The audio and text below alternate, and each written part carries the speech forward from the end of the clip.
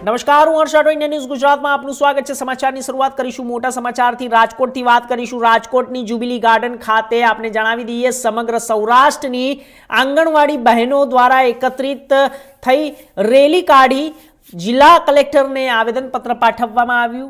આ તકે વાત કરીએ તો આંગણવાડી કર્મચારી બહેનોની પડતર માંગણીઓની જેવી કે લઘુત્તમ વેતનમાં વધારો, કાયમી ભરતી તેમજ સારા મોબાઈલ તેમજ જિલ્લા કલેક્ટર તંત્ર દ્વારા આંગણવાડી બહેનોને આપવામાં આવતી વધારાની કામગીરી અંગે જ્યારે અવારનવાર રજૂઆતો કરવામાં આવી હતી। સાથે આશા વર્કર બહેનો કામનું ભારણ વધ્યું છે પણ વેતનમાં વધારો નથી થયો। તેમજ 16 ફેબ્રુઆરીના રોજ રજૂ થનાર કેન્દ્રના બજેટમાં પણ આંગણવાડી બહેનો માટે કોઈ જોગવાઈ કરવામાં નથી આવી।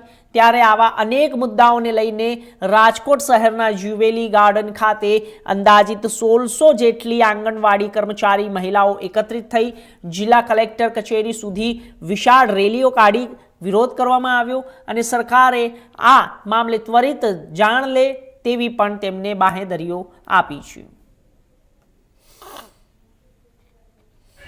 ગુજરાત સરકાર સામે વિવિધ માંગોને લઈને રાજકોટની આજે આંગણવાડી કર્મચારી બહેનો છે તેને વિરોધ કરવાનો વારો આવ્યો છે। મારી પાછળના દ્રશ્ય જોઈ રહ્યા છો કે રાજકોટને જે અત્યારે જ્યુબિલી છે ગાર્ડન છે ત્યાં અત્યારે આંગણવાડી બહેનો છે તે મોટી સંખ્યામાં એકત્રિત થઈ વિરોધ કરી રહ્યા છે। જે કહેવાય કે સરકાર પાસે જે અલગ અલગ માંગો છે તેની માંગ કરી રહ્યા છે। ત્યારે આપણી પાસે કેટલાક આંગણવાડી બહેનો છે, આપણે એમની સાથે વાત કરીશું।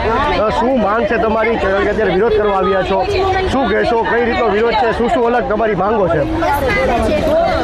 અમાર જે સરકારે હાઈકોર્ટે હુકમ કર્યો છે એ હુકમનું સરકાર પાલન કરે। અત્યારે અમારી પાસે પુષ્કળ કામગીરી છે, ગણાવી શકાય એટલી નથી। એટલા ઓછા પગારમાં અમારી પાસે સરકાર પુષ્કળ કામગીરી લે છે, પણ અમારે મોબાઈલે અમે અમારે પોતાનું વાપરીએ છીએ, એ સરકારે આપેલ નથી। મોબાઈલ પર સરકારે એનો મોબાઈલે નથી આપ્યો, અમારા પોતાના મોબાઈલમાં અમે કામગીરી કરીએ છીએ, તોય સરકાર અમારી સામે કાંઈ જોતા નથી। અને અમે કેટલી રેલી કરી, આવેદનપત્ર આપ્યા, છતાંય સરકારે અમારા પ્રશ્નનો એક પણનો ઉકેલ આપેલ નથી। અને હવે જો ઉકેલ નહીં આપે તો હવે અમે સખત હડતાલ ઉપર ઉતરવાના છીએ। સખત હડતાલની વાત આવે છે, કહેવાય કે અવારનવાર જે માંગો છે તે કરવામાં આવી રહી છે। આજ દિન સુધી સરકાર દ્વારા કેમ આંગણવાડી કર્મચારીની બહેનોની માંગો પૂરી કરવામાં નથી આવતી? કારણ કે સૌથી વધારે કામ કર્મચારી બહેનો જે આંગણવાડીની જ કરે છે। અમને એ જ નથી સમજાતું કે આજની સરકાર કઈ રીતની છે। અમારી ઉપર એને જ્યારે કામ કરાવવું હોય ત્યારે અમે આંગણવાડીવાળા બહેનો યાદ આવી છે, અને એપ્લિકેશનોનો તો એટલા ઢગલા કરી દીધા છે ને કે અમે અમારા ખુદના મોબાઈલમાં બધી કામગીરી કરીએ છીએ। તો સરકારને જ્યારે કામ લેવું હોય ત્યારે અમે લોકો યાદ આવી છીએ, અને જ્યારે વેતન વધારવાની વાત આવે ત્યારે સરકારને અમે દેખાતા જ નથી। તો એ કામગીરીમાં કેમ અમે યાદ આવી છીએ અને વેતનમાં નથી યાદ આવતા?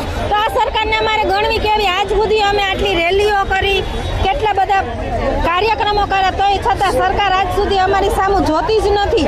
અમને સરકાર ઉપર સખત ને સખત અત્યારે તો વિરોધ જ છે કે હવે અમારે એ જ કહેવું છે કે અમારે જો અમારી માંગે પૂરી કરશે તો જ અમે આ એપ્લિકેશનનું ચાલુ રાખશી, નકર હવે તો અમે એને જે નવી એપ્લિકેશનનો અત્યારે એવીટી આપેલું છે તો હજી અમને નવા મોબાઈલ આપેલા નથી। એને વાયદો કરેલો છે નવા મોબાઈલનો, છતાંય એને મોબાઈલ આપ્યા નથી અને દિવસે ને દિવસે એપ્લિકેશનો આપતા જાય છે।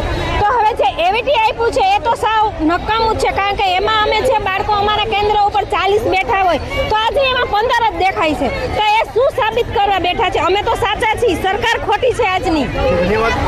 એવી કઈ એવી મહત્વની માંગો છે જે આજ દિન સુધી નથી સંતોષાણી? હવે ચૂંટણી આગામી સમયમાં સ્થાનિક સ્વરાજની ચૂંટણી પણ આવશે, ત્યારે કઈ એવી માંગો છે જે સંતોષાણી નથી? હવે જો માંગો નહીં સંતોષાય તો સ્થાનિક સ્વરાજની ચૂંટણીમાં કઈ રીતે આંગણવાડી કર્મચારી બહેનો વિરોધ કરશે?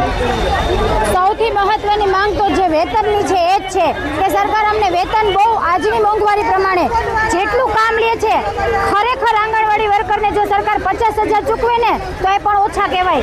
6 કલાકની કામગીરીમાં 12 કલાકનું કામ લે છે। અને સૌથી મહત્વની અમારી જે માંગ છે એ જ છે કે લઘુત્તમ વેતનમાં અમારું